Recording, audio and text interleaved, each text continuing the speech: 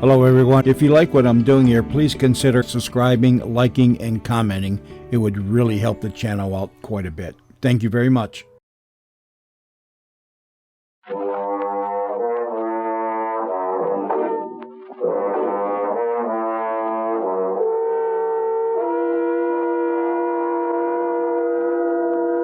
Take one man with born of and another with the born of hate. Put them in an open boat with a beautiful woman. That's the story, Cargo Unknown, taken from the files of John Steele, adventurer.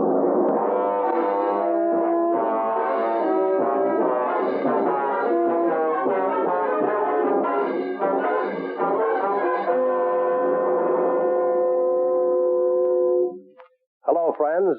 This is John Steele. And how are you tonight? Oh, is that so? Well, don't worry, we'll take care of that for you.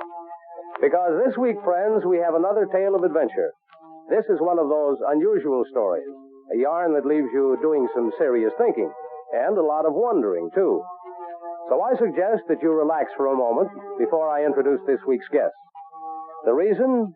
A simple one. Once my friend Lou Cardone starts his story, you'll find it very difficult to relax. Well, enough of me. Here is Lou Cardone, a man with an aeroplane and ideas. Lou? You've heard the old saw about strange bedfellows. Well, I've got one that really takes a cake. I guess it started right after I came home from the war. Been a fighter pilot with the 8th in England for 2.5 years and finally got relieved after my 71st mission. Little flak happy, but who wasn't? I couldn't settle down, still wanted that old excitement. One day I read in the paper where XGIs could pick up surplus ships for a song, and that started me thinking. Scraped up all I could, bought me a sweet little twin-engine trainer, and I was in business. Jobs was slow at first, but I wasn't fussy as long as there was money in it. Well, one day I was out in the hangar cleaning up the ship. Pressure went out on the hydraulic system the night before, and I had to crank the flaps and landing gear down by hand. I was checking to find the leak where I was losing pressure. Are you Lou Cardone? Are you Lou Cardone? Huh? Sorry, mister, can't hear you. I said, are you Mr. Cardone? Wait a minute. Hey, Cutter, Joe. Yeah. Cutter! What did you say? I said, you're Mr. Cardone, are you not? Yeah, that's me. I would like to talk to you. Okay, mister. No, I do not mean here, outside someplace. Sorry, mister, I haven't got the time. I assure you it will be worth your while. Oh, that way, huh? Okay. Break it, Joe. Be back in a minute. Right. Follow me. Thank you.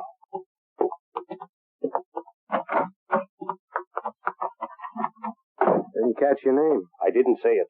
Well? Gunther, Joseph Gunther. Okay, Mr. Gunther, what's on your mind? I hoped we could find someplace more private. I've made a lot of deals standing right here. Very well. I have followed your career with great interest, Mr. Cardone. Get to the point. You are a very capable young man. Now, go on. Your advertisement in the paper first attracted my attention. Yeah? The Anything Anyway airline. That's just the name I got tagged with. I went to the trouble of having you investigated. Well? By my own man, of course. We discovered several things of interest. Such as?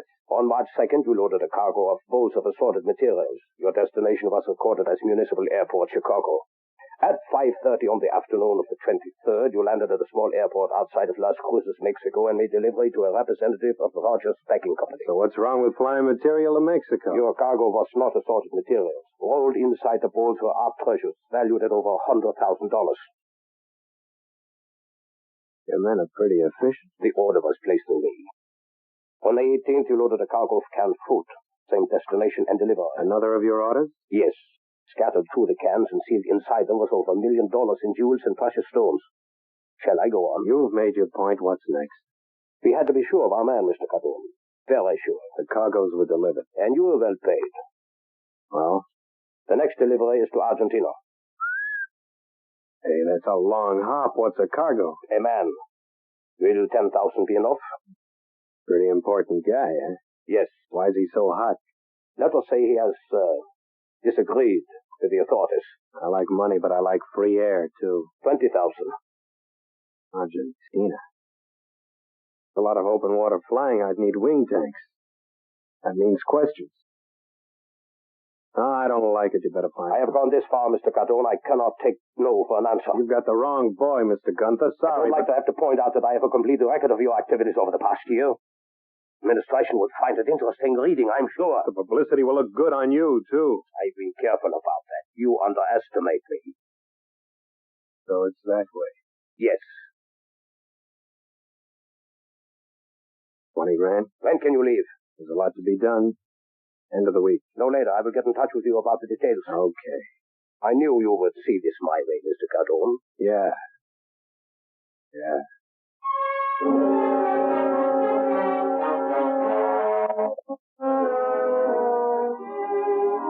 I worked round the clock for the next few days, canceled all my other jobs, and just stuck close to the hangar. I had to work 30 hours a day for $20,000. A lot of the stuff could be done during daylight without starting too many questions, but I did most of the important work at night. It was the old excitement, just like the war days. I installed the wing tanks and checked the ship from stem to stern. Then I moved in all the equipment, picked up a 12-foot life raft, and was careful to see it was completely outfitted. Wasn't taking any chances. It was all set in 4 days. And Gunther phoned and said 5 o'clock the next morning is takeoff time. You are punctual, Cardone. 20 grand, I'd miss my own funeral. There's no time to waste. These are your passengers. You said one. It does not matter. There are two. Well, the ship's heavy as she stands. It will make it. But a woman, I'm not afraid. Okay, in you go. Here, let me help you. I'm quite capable, thank you. Have it your own way. Your turn, Mr. Stand up. Can he talk? The bandages, a precaution. He must be hot. Now, bags next. This one stays too heavy. It must go. You want us to pile up at the end of the field? Does not matter, Gunther. Very well, madame. I'll be back for my 20,000. I will contact you when you return. See that you do. You want to come up front for the takeoff, miss? Or is it, madam? Miss Tauber. Yes, thank you. I would like to. Oh, maybe this won't be such a bad jaunt after all. Beg your pardon. Oh, nothing. There, you sit in that one. You make it okay? Good. Hang on, Miss Tauber. Here we go. Wave goodbye to your boyfriend. Come on, baby, lift a little. Come on, sugar, act nice for Pappy. Will we make it? Your guess is as good as mine. Come on, you old hag. Gotta do better than this. Watch out for those trees. Oh, that's my sweetheart. Knew you wouldn't let me down.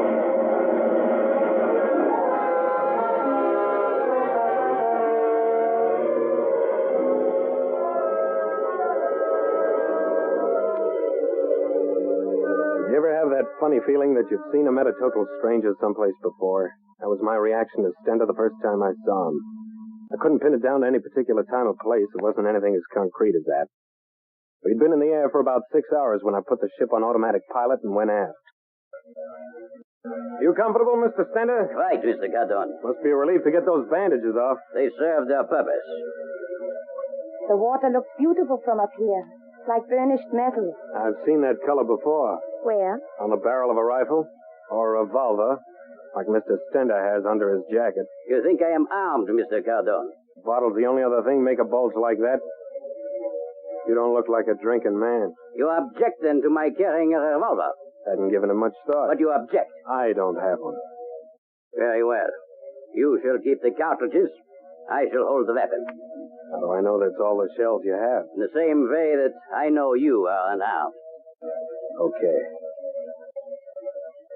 You have done a great deal of flying, Mr. Cardone. Enough? You flew during the war. Yeah. Combat. 71 missions. Pacific? Europe. So. Then you are responsible for the destruction of a great many German cities. Not directly. I was a fighter pilot. So? You have shot down many aircraft? 16 and 2 probables. Probables? Not recorded by my wing cameras. You must have been well rewarded by your country. Never thought of it that way. I always found your army system of awards and decorations a bit amusing. We did all right. But then you weren't professional soldiers. We won the war, didn't we? Yes, you did. The motors. Sounds bad. I can just get her to catch again. Gotta set her down. Back to your seats. Fasten your belts. But I Try to lay her in easy. Can you land Get over? back to your seat. Lucky water's smooth. Hold her up a hair. That's it. Now easy. Now easy. Hang on.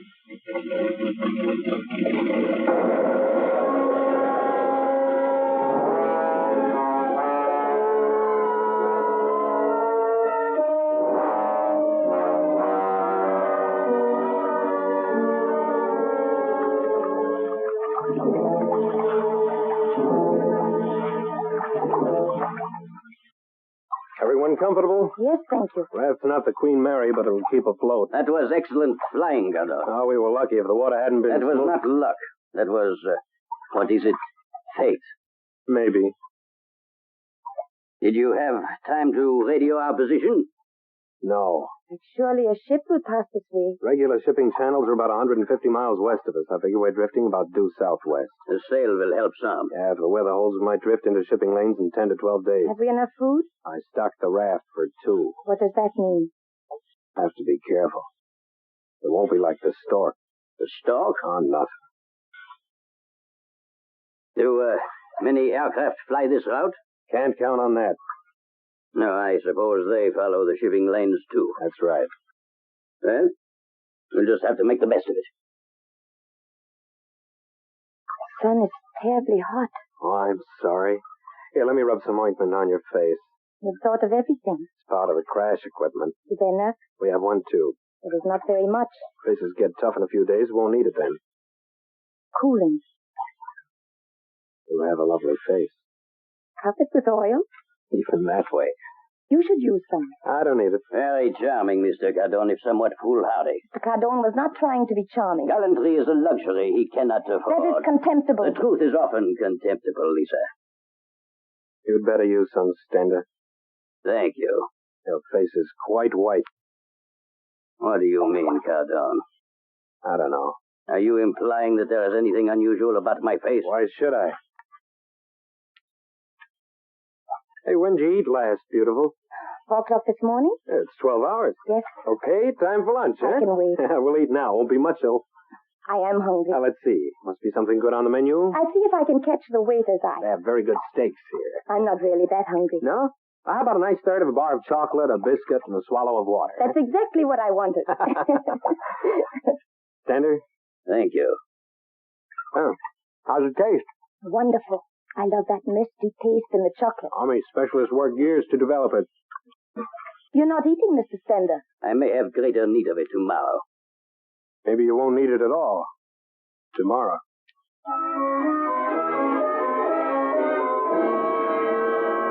The first few days weren't so bad, but after that it was pretty tough to take. The sun was blistering hot during the day, and we were chilled to the bone at night. We tried to keep the raft bailed out, but our clothes were always wet. By the 3rd day, our legs were covered with ugly sores from the salt water.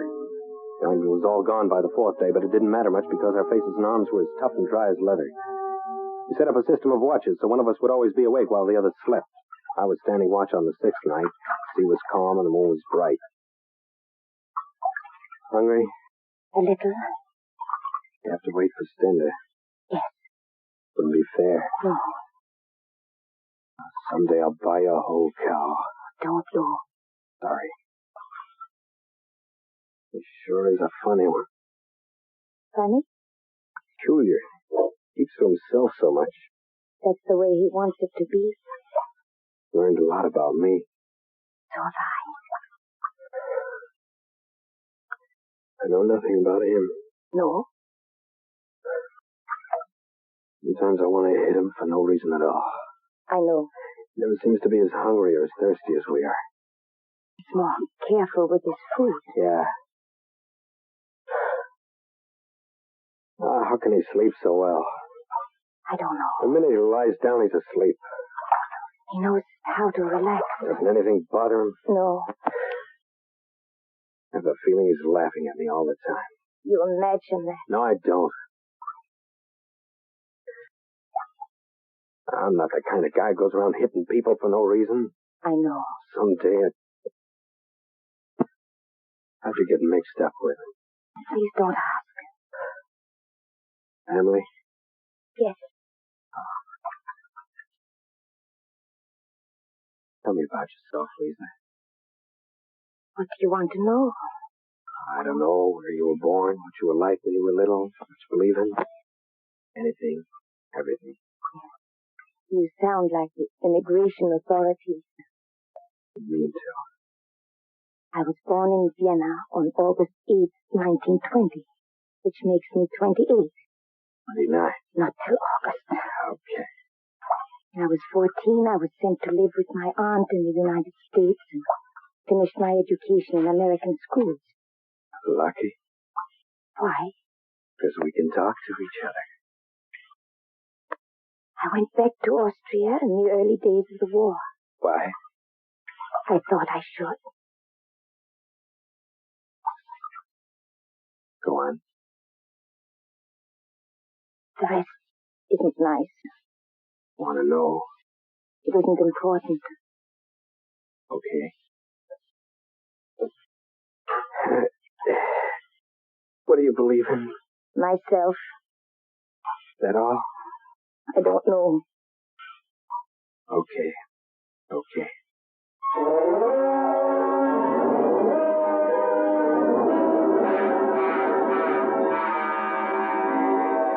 I lost track of time. What difference did it make? As near as I could figure, we'd been in the raft for 10 or 11 days. It was close enough. Our water was almost gone. Our food supply was running low. We used the fishing lines from the crash kit every day, but nothing ever happened. Lisa showed the strain more than Stender and me, and I began sharing my chocolate and biscuits without her knowing. Stender knew and smiled. It was Stender's watch on the 11th day. I was sleeping lightly when I woke with a start and remembered the cartridges from his revolver. I slipped my hand into my pocket, and they were gone.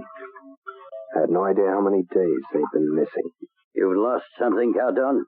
No. I thought I saw you looking It was for... nothing.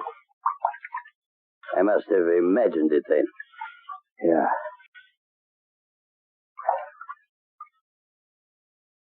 Clouds ahead. You've seen many such before. They never brought rain. These are cumulus. Cumulus? Rain-bearing. Perhaps. Oh, if only rain. It would help. Sorry we woke you, Lisa. I was only half asleep. You feel all right? Yes. Here, just wet your mouth with this. You're getting careless, Cardone. There's not enough fluid. Hey, take it. Thank you. How is your sunburn? Okay. You're lucky. Why? Your beard gives you some protection. It's funny. What, Lou? No beard. Do not understand. Tender. What do you mean, Cardone? White skin. No beard. You have suggested before that there's something unusual about my face. And maybe there is. I told you to forget. All right, Lisa. I'm just beginning to wake up. You're... How is it? Skating on thin ice, Cardone. How would you say it in Germany? These are dangerous words, Cardone. I don't care. No. Leave us alone, Lisa. It's raining. We gotta have this out. Rain. Rain. So cold. Good. No, just a shower. Go like that. The sail. Get the sail down. The sail. Catch it in the sail. The sail. Stretch it out. Hold it, Kenny.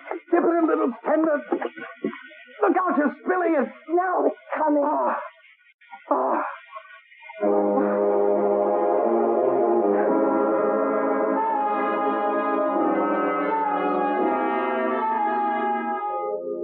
We were able to fill one canteen and a half, another before the rain stopped, but that was enough to keep us alive for a few more days. A lot of things were beginning to get straightened out in my mind. I was sure now that I'd seen Stender before. Peculiar whiteness of the skin and the lack of hair. Well, if that wasn't plastic surgery, I'd never seen it. I knew I had to be careful because he still had the revolver and the cartridges. It was the 14th or 15th day in the raft. I was half awake. Lisa was bending over me, shielding my face from the sun. Mr. Stender says you've been sharing your food with me. Huh? What'd you tell her that for? I hoped she would see you for what you are. True. Now, don't waste your strength, Lisa. Oh, silence, both of you. Lou. Silence. What's the gun? Silence. Lou. The bird. What? Up there, a bird. Go. If I can just Don't get shoot yet. getting closer. Wait. Circling. Looking for food. Coming down. Not yet. Sees us. Yeah. Coming for the raft. Wait till he lands. There. Right on the raft. Careful. One shot. As if you hit the raft. I am an excellent shot, Cardon. Got him. Got him. Lou. Food, Lisa, food. Never any doubt. Yeah, lucky you had the gun. Superior mind must do as it thinks best. Got to take care of the bird. I thought I detected a note of alarm, Cardon. Huh? Yeah, you thought perhaps I had some other use for the revolver? No. Imagination, perhaps. You know what this means, Stender? Means Have a bird. you're safe for another few days. Besides that, Well, we're getting near shipping lanes, Stender. so? We may get through this. Yes. First thing I do will be turn you in. So, One thing you can't stand. Be beaten. you're talking bravely. Considering I have the revolver, my captain. Oh, was it Major? Colonel Private. Or was it Corporal?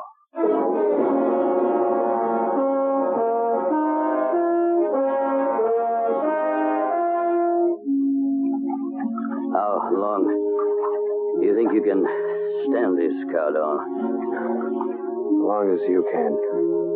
One must fall asleep in the end. It'll be you. I'm stronger than you. Maybe. I've been more careful with my food.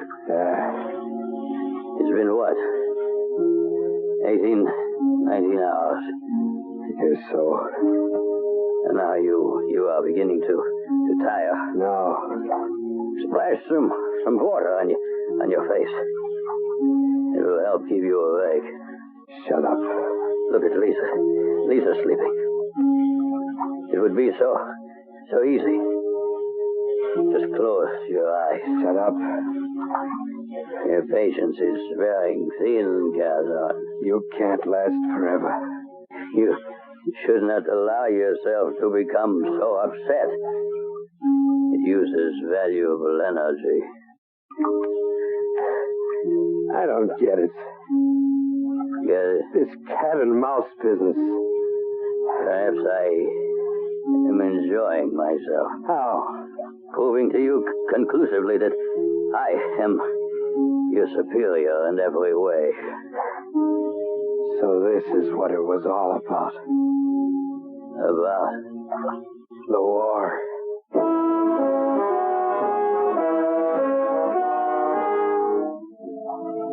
your eyes are heavy, Cardon. Huh? You will not last much longer. Okay. Another hour at the most. Shut up. So easy. Just close eyes. Never wake up. No, you can't.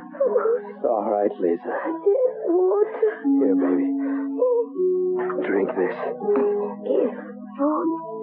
You could use that water more than she. Give food. Give water. Can't last forever.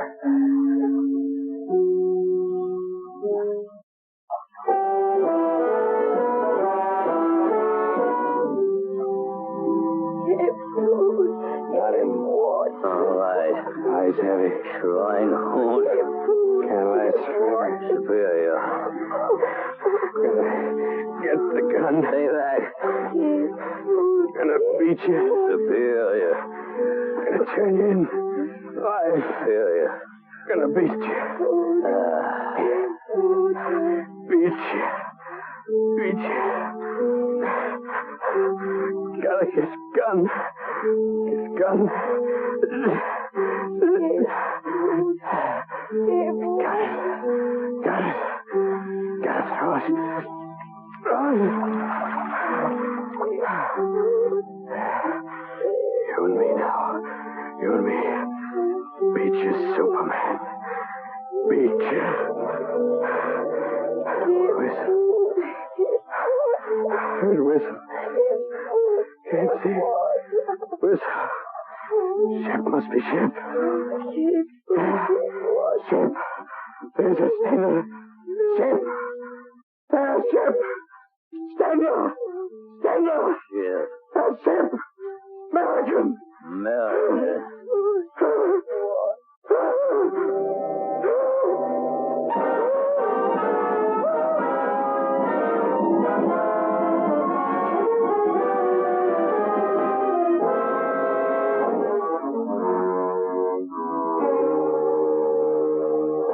He's coming out of it. Take it easy, son. Here. Drink this.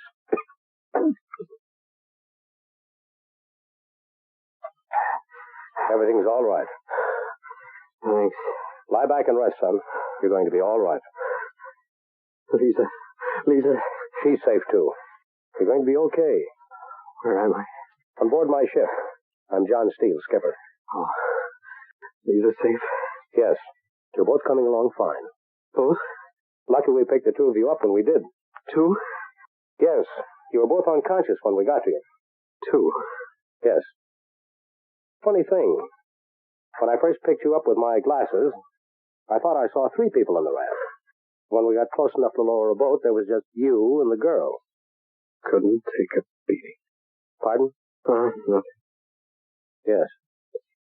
Now you just lie back and take it easy. Yeah. Oh, just one thing more. Yeah. I've been holding up my radiogram till you came around. Yeah? Any casualties to report? No. No casualties. No, I didn't think so. By the way, we found this in your pocket. Thought you might like to have it. Oh, what is it? A ring. Oh, thanks. Indian good luck charm, isn't it? Yeah. Yeah. Superman.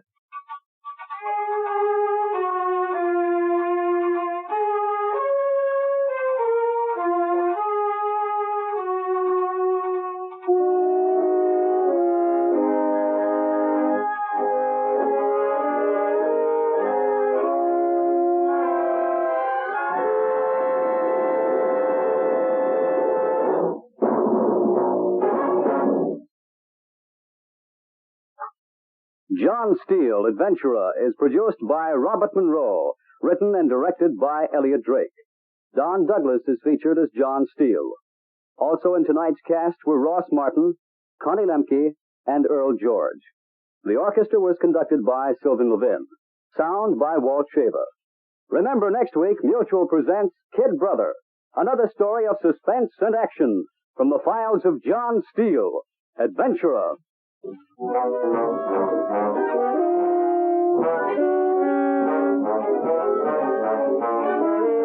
Ted Malley speaking. This is the Mutual Broadcasting System.